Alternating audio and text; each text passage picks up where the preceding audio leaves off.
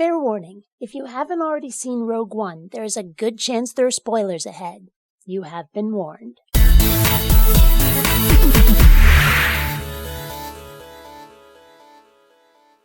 I was highly resistant to seeing Rogue One because I really intensely disliked The Force Awakens. And I should have listened to my gut instinct.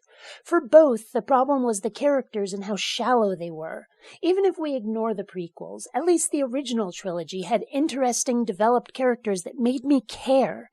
Within minutes of meeting Luke, we know tons about him. Small-town kid, unhappy with his life, has big dreams of going to the same academy as other small-town friends went to, curious about his father and his past, curious about the rebellion, all of this in just a few minutes. Obi-Wan gives us a few snippets of his own past, enough to give us a glimpse into the Jedi, the Clone Wars, the Empire, and Luke's father. It doesn't take us long to learn that Han is a smuggler with debts he needs to pay off, that he's quite willing to blast bounty hunters and shrug it off like it's nothing, that he really cares about his ship despite its outward appearance, that he doesn't believe in the Force.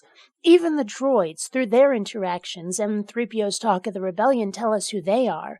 These characters are interesting. The movie takes its time to make us care about them, and so when horrible things happen to them, we feel something.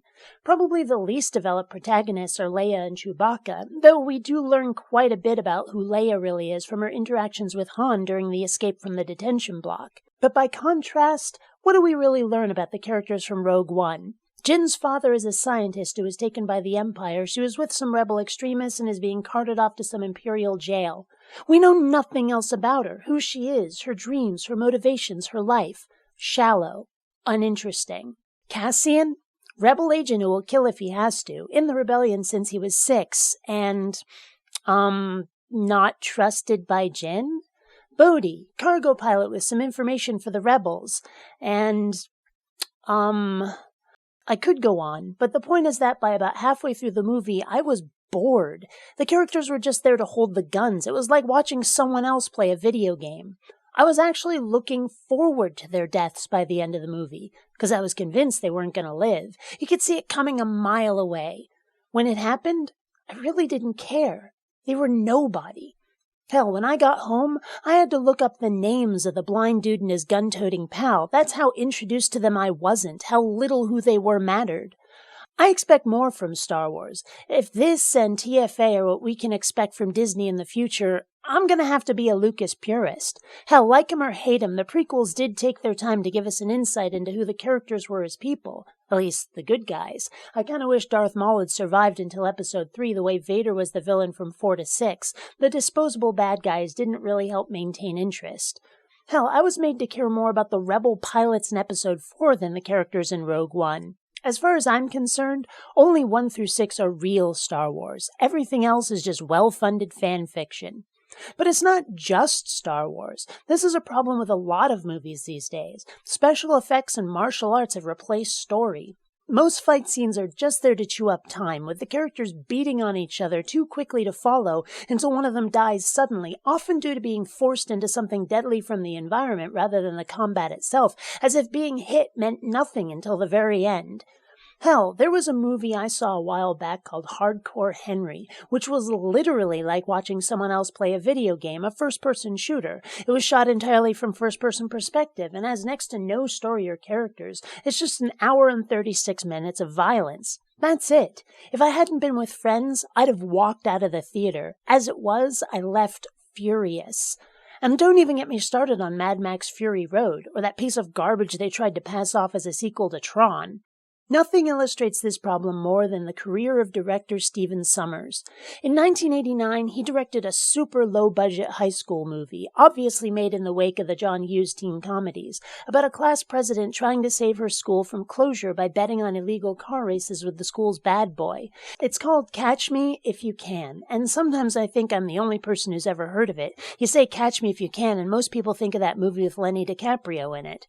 Sommers wrote and directed this movie, and because of its low budget, it did have to have interesting characters to be a well-rounded movie, and it did. Sure, they were mostly stereotypes, but even within those tropes, they can be well-built people. The next movie I saw by Sommers was Deep Rising, about a cruise ship that was going to be hijacked if it hadn't been overrun by sea monsters first. This one was written by him too, and much like Catch Me If You Can, the characters were interesting. They had senses of humor, fun interactions with each other. You cared whether they lived or died, the latter happening to most of them. Sommers hadn't yet been caught up in what he could do with special effects, so he wrote the way he had before. Next was The Mummy, where he managed it again. The effects were starting to take over a little, but the characters were still well-built people. But then came The Mummy Returns, where suddenly it was almost all visuals, and the characters were written as ways to get us from action scene to action scene. Followed by Van Helsing, which was nothing but combat, weird weapon contraptions, and special effects. No joke, when the movie ended, someone in the theater literally shouted, "Stupid!" and the entire audience applauded. It was that bad. Stephen Sommers used to be one of my favorite writer-directors, and he slowly lost my respect to the point where I refused to see a movie if he directed it. I expect better than this. I'm looking at my DVD shelves. I've got 3 bookcases just full of them. And the ones I've watched the most are the ones with action, adventure, special effects, but most of all, really well-crafted characters that I wish I knew in real life. But most sci-fi or action movies these days don't have that very critical last part. Perhaps the best exception to this that I've seen recently is Deadpool. Now that was a movie that got the balance just right. But it's the exception that illuminates the rule. From my entertainment, I expect better than this.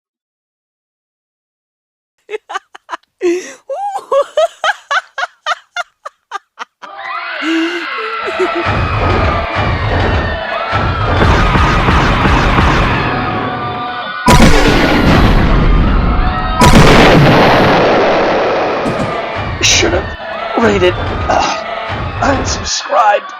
Oh.